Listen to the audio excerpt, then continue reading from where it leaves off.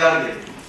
त्यांच्या निधनानं महाराष्ट्राच्या सामाजिक, राजकीय व महाराष्ट्राचे सुपुत्र, त्रिपुरा, बिहार व पश्चिम बंगालचे माजी राज्यपाल, शिक्षण महर्षी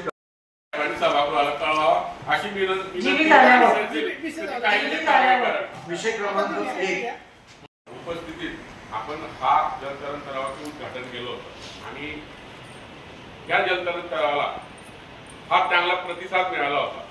परंतु मॅडम आता एक ठेकेदाराने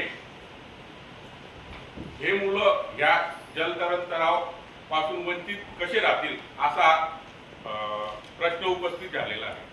आपला ह्या मुलांना एकच हेतू होता की हा जलतरणपटू हा राज्य स्तरापर्यंत जाईल आणि आपल्या आदिवासी जिल्ह्याचे नाव नंदुरबार जिल्ह्याचे पोरेल। परंतु 5,000 रुपये वार्षिक दर ठरलेला असताना या नवा ठेकेदाराने 10 नाही, 20 नाही, 30 नाही, 300 पट अशी फी आकारली आणि 20,000 रुपये वार्षिक फी आकारत आहे। सर्वसामान्य कुटुंबातला विद्यार्थी हा जाऊ शकत नाही। तर माझी विनंती राहील मॅडम आपल्याला,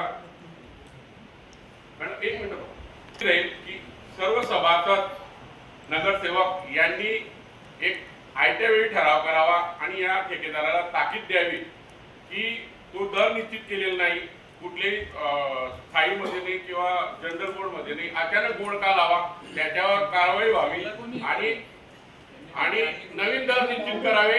10%, 15% वाढीव मानू शकतो कारण की मेंटेनन्स खर्च लागेल।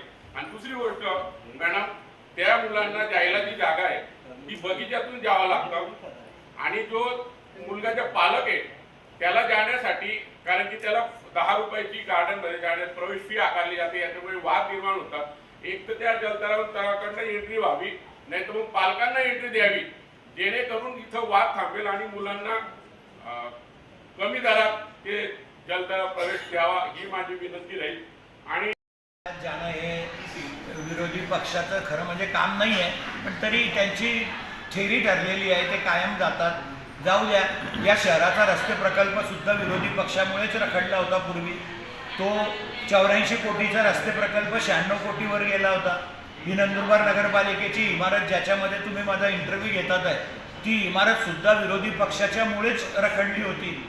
या इमारतीचा सुद्धा 16 कोटीचं इस्टिमेट 21 कोटीवर गेलं। हे सगळं विरोधी पक्षाचंच पाप आहे। नोटीस दिली असेल तर तिला उत्तर देतील, वकील देतील, जे न्यायालय निर्णय देईल तो आम्हाला मान्य आहे। महाराष्ट्र सुवर्ण जयंती नगरोत्थान अभियानांतर्गत नंदुरबार शहरामधल्या 13 रस्त्यांसाठी जवळपास 81 कोटी रुपये मंजूर झाले होते।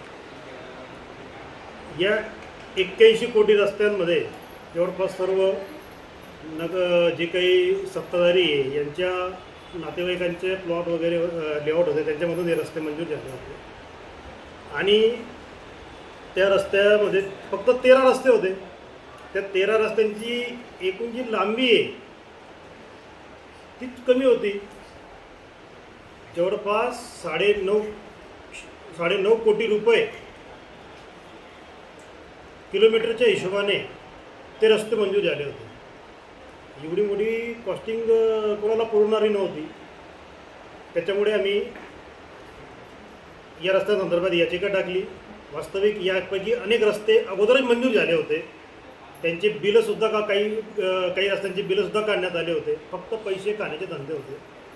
म्हणून औरंगाबाद हायकोर्टमध्ये आम्ही जेव्हा याचिका केली, त्याच्यानंतर याचिकेमध्ये कोर्टाने ती याचिका स्वीकारत ती नगरपालिका त्यांनी लगेच नोटिसा काढल्या आहेत। आता नगरपालिका त्यांच्यावर कारवाई करणार आहे। दुसरा विषय असा आहे, याच्यामध्ये दंडपाणेश्वर जो रस्ता आहे हा 2018मध्ये मंजूर झाला होता, तेव्हा त्याची कॉस्टिंग फक्त 3 कोटी रुपये होती आणि 2022मध्ये त्याच रस्त्याची कॉस्टिंग परत 6-6.5 कोटी रुपये त्यांनी दाखवली। एवढा कुठं भाव वाढला? वास्तविक तो रस्ता एवढा नैसर्गिक सौंदर्य होतं, आज तो रस्ता अत्यंत असं खालीवरती कुठंतरी काहीतरी ओभार धोबार पूल खालीवरती झालेला आहे। अगोदर तो रस्त्यावर गर्द जाडी होती, अशी परिस्थिती आहे। म्हणून आम्ही याचिका केलेली आहे आणि याच्या संदर्भात आमच्याकडून निकाल लागेल हे आम्हाला वाटतं। धन्यवाद।